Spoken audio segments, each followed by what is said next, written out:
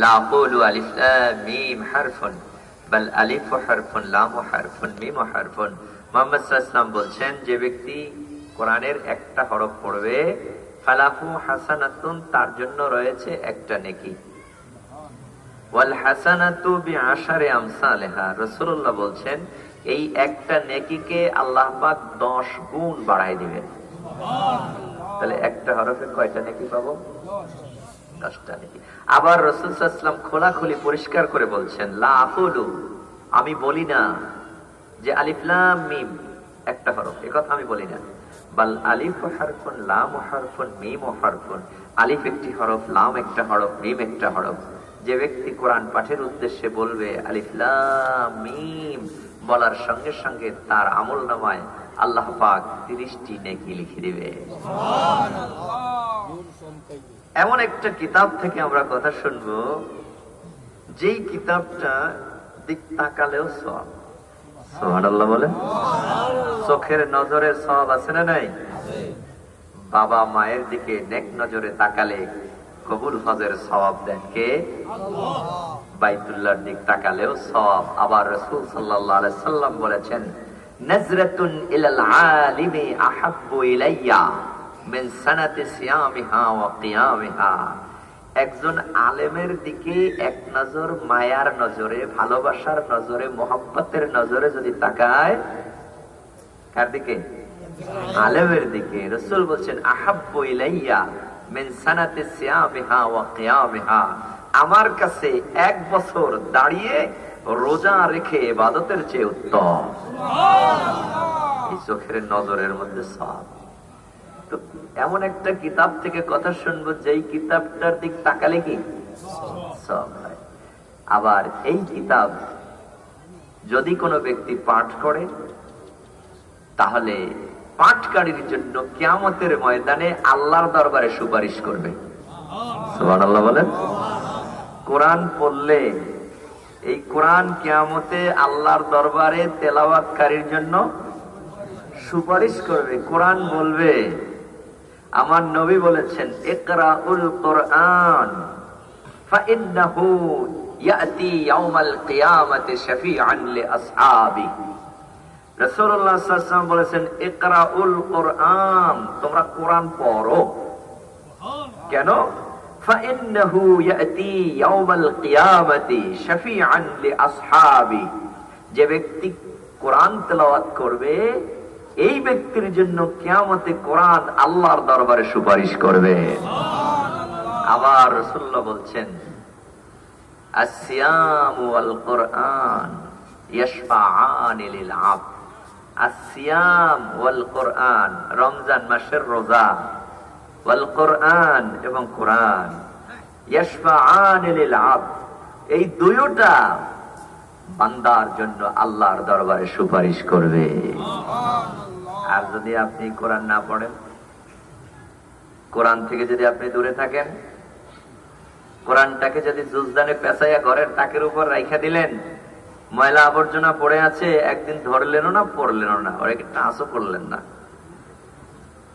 কোরআনের কথা শুনলেনও না, কোরআনের মজলিসেও বসলেন না, এরকমের কাজ যদি করেন, তাহলে কোরআন আপনার বিরুদ্ধে আল্লাহর দরবারে মামলা দায়ের করবে। বুঝলেন? কোরআন কি করবে? মামলা দায়ের করবে। কি মামলা?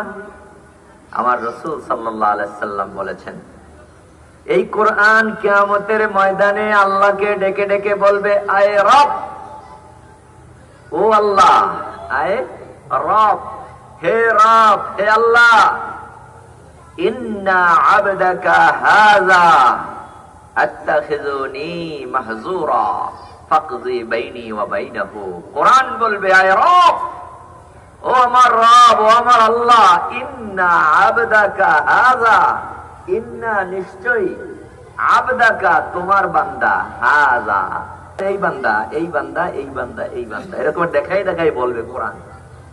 আত্তাখিযুনি মাহজুরা, দুনিয়ায় আমাকে খেল তামাশা মনে করেছে, ও পড়ে নাই, জুজদানে পেঁচাইয়া ঘরের তাকের উপর রেখে দিয়েছে, ময়লা আবর্জনা পড়ে আছে, বেশ কিছুদিন পর স্ত্রী তার স্বামীকে ডেকে ডেকে বলছে, কোরআনটাকে ঘরে রাখছো, ময়লা আবর্জনা পড়ে আছে, ওই আর ঘরে রাখো না, মসজিদে রেখে আসো, তা না হইলে কোরআনের অসম্মান হয়। কোরআন বলবে, আল্লাহ ঘরে একটু জায়গা ছিল, সেখান থেকে নির্বাসনে মসজিদে বাড়াই দিছে তোমার এই বান্দাগুলো। সুতরাং ফাকযি বাইনি ওয়া বাইনাহু, আল্লাহ তোমার কাছে মামলা করছি, আজকের এই আমি কোরআনের যে হক আদায় করে নাই, যার কারণে ওর আর আমার মাঝে তুমি এখন ফয়সালা করে দাও। এজন্য এই কোরআন যে ব্যক্তি অবজ্ঞা করবে, কোরআন শুনবে না, কোরআন পড়বে না, কোরআনের মাজলিসে বসবে না, জেনে রাখেন, মান আরাদা আন যিকরি ফাইন্না লাহু মাঈশাতান দানকা ওয়া নাহশুরুহু ইয়াওমাল কিয়ামাতি আ'মা। আমার আল্লাহ বলছেন, মান আরাদা আন যিকরি, যে ব্যক্তি আমার কোরআন থেকে দূরে থাকবে। এই কোরআনের মজলিস পেতেছেন, অথচ এই মজলিসে দাওয়াত পাওয়া সত্ত্বেও মজলিসে আসেও নাই, কোরআনের মজলিসে আসে না, এর থেকে দূরে সইরা গেছে। মান আরাদা, যে ব্যক্তি দূরে সইরা থাকলো, আন যিকরি, আমার জিকির অর্থাৎ আমার কোরআন, আমার এই কোরআনের বয়ান থেকে, কোরআনের আলোচনা থেকে যে দূরে থাকলো, فإن له معيشة ضنكا ونحشره يوم القيامة أعمى, এর দুনিয়ার জীবন হবে লাঞ্ছনার জীবন, আর কিয়ামতে তাকে অন্ধ অবস্থায় উঠানো হবে। বুঝলেন? সুতরাং আমরা আজকে এমন একটা কিতাব থেকে কথা শুনতে যাচ্ছি, যেই কিতাবটার কিয়ামতের ময়দানে জবান খুলে যাবে, যেই কিতাবটা কিয়ামতের ময়দানে কথা বলবে, সেই কিতাব থেকে আমরা কিছু কথা শুনবো। তবে এই কিতাব যদি কোনো মানুষ জীবনে গ্রহণ করে, এই কিতাব যদি কোনো মানুষ জীবনে গ্রহণ করে, কোরআনকে যদি কোনো মানুষ নিজের জীবন বিধান হিসাবে মেনে নেয়, সেই মানুষটা যত বড় খারাপ হোক না কেন, সে যদি চোর হয় আর কোনোদিন সে চুরি করে না, সে যদি ডাকাত হয় সেই মানুষটা আর কোনোদিন ডাকাতি করে না।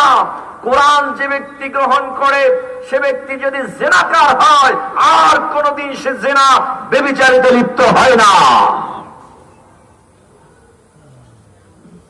যে ব্যক্তি কোরআন গ্রহণ করবে, সে যদি ঘুষখোর হয়, জীবনে কোনোদিন আর ঘুষের টাকা হাতে নিবে না। কোরআন যে ব্যক্তি গ্রহণ করবে নিজের জীবন বিধান হিসাবে, সে যদি সুদখোর হয়, তাহলে আর কোনোদিন সুদের ব্যবসা করবে না।